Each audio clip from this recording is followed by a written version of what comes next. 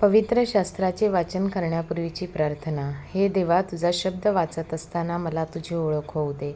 तुझे प्रेम व तुझे स्मरण रोजच्या जीवनात होण्यासाठी तू मला मदत कर. तुझा पवित्र शब्द माझ्या जीवनासाठी कशाप्रकारे मी लागू करावा याची समज दे. हे पवित्र आत्म्या, माझ्यातील अज्ञान दूर कर. माझ्या कुटुंबात आणि या जगात हा पवित्र शब्द वाचत असताना तुझ्याविषयी व इतरांविषयी माझ्या हृदयात प्रेम प्रज्वलित कर. आमेन. सोमवार, तारीख 27 एप्रिल. पहिले वाचन प्रेषितांचे कृत्ये, अध्याय 11, ओवी 1 ते 18.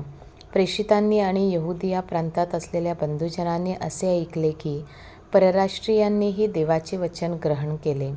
मग पेत्र येरुसलेमेस गेला, तेव्हा सुंता झालेले लोक त्याच्याबरोबर वाद घालू लागले की सुंता न झालेल्या माणसांकडे जाऊन त्यांच्याबरोबर तुम्ही का जेवलात? तेव्हा पेत्राने अनुक्रमाने सविस्तर सांगण्यास सुरुवात केली. मी यापो नगरात प्रार्थना करीत होतो, तेव्हा देहभान सुटून मी असा एक दृष्टांत पाहिला की एक पात्र उतरले आणि ते मोठ्या चांदव्यासारखे 4 कोपरे धरून आकाशातून सोडलेले असे माझ्यापर्यंत आले. त्याच्याकडे मी न्याहाळून पाहून विचार करीत होतो. तो पृथ्वीवरले चतुष्पाद, श्वापदे, सरपटणारे जीव आणि आकाशातील पाखरे माझ्या दृष्टीस पडली. आणि मी अशी वाणीही माझ्याबरोबर बोलताना ऐकले की पेत्रा, उठ, मारून खा. परंतु मी म्हणालो, नको नको प्रभू, कारण निषिद्ध किंवा अशुद्ध असे काही माझ्या तोंडात अजून कधी गेले नाही. मग दुसऱ्यांदा आकाशातून वाणी होऊन ती मला म्हणाली, देवाने जे शुद्ध केले आहे ते तू निषिद्ध मानू नको. असे 3दा झाले. नंतर ते अवघे सारे पुन्हा आकाशात वर ओढले गेले.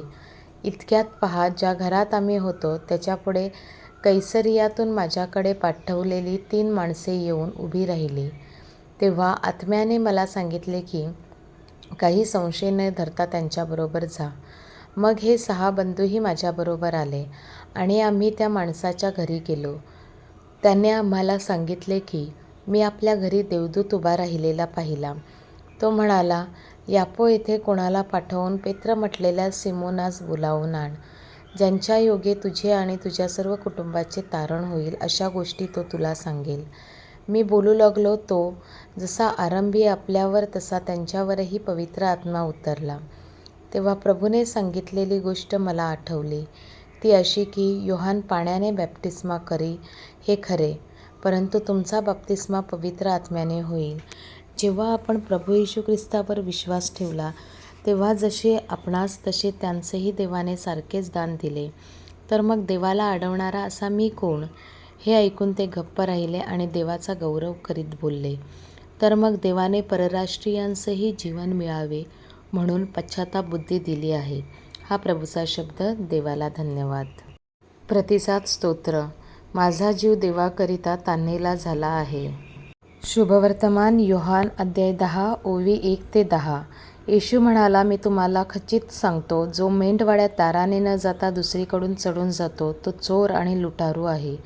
जो दाराने आत जातो तो मेंढपाळ आहे. त्याच्यासाठी द्वारपाळ दार उघडतो.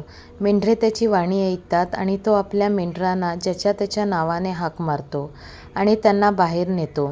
तो आपली सर्व मेंढरे बाहेर काढल्यावर त्यांच्या पुढे चालतो आणि मेंढरे त्याच्या मागे चालतात, कारण ती त्याची वाणी ओळखतात. ती परक्याच्या मागे कधीच जाणार नाहीत, तर ती त्याच्यापासून पळतील, कारण ती परक्यांची वाणी ओळखत नाहीत. हा दृष्टांत येशूने त्यांना सांगितला. तरी ज्या गोष्टी तो त्यांच्याबरोबर बोलला त्या काय आहेत हे त्यांना समजले नाही. म्हणून येशू त्यांना पुन्हा म्हणाला, मी तुम्हाला खचित खचित सांगतो की मी मेंढराचे दार आहे. जे माझ्यापूर्वी आले ते सर्व चोर आणि लुटारू आहेत. त्यांचे मेंढराने ऐकले नाही. मी दार आहे. माझ्याद्वारे कोणी आत जाईल तर त्याला तारणप्राप्ती होईल. तो आत येईल व बाहेर जाईल आणि त्यालाच खावयास मिळेल. चोर येतो तो केवळ चोरी, घात आणि नाश करावयास येतो. मी तर त्यांना जीवनप्राप्ती व्हावी आणि ती विपुलपणे व्हावी म्हणून आलो आहे. प्रभूचे शुभवर्तमान. हे ख्रिस्ता, तुझी स्तुती असो. चिंतन. उत्तम मेंढपाळ मेंढरांकरिता आपला प्राण देतो. प्रभू ख्रिस्त आपला उत्तम मेंढपाळ आहे. आपले तारण करण्यासाठी, पापाच्या गुलामगिरीतून आम्हाला मुक्त करण्यासाठी त्याने आपल्या प्राणाचे बलिदान दिले. अनेकदा आपण आपल्या मेंढपाळापासून दूर जातो, परंतु ख्रिस्त आपला शोध घेतो, आपल्याला प्रेमाने जवळ घेतो आई जशी आपल्या मुलाला जपते, त्याची काळजी घेते, तसा प्रभू ख्रिस्त आपली काळजी घेतो. मी ख्रिस्त आपला मेंढपाळ ह्याचा आवाज ऐकून त्याच्यामागे जातो का?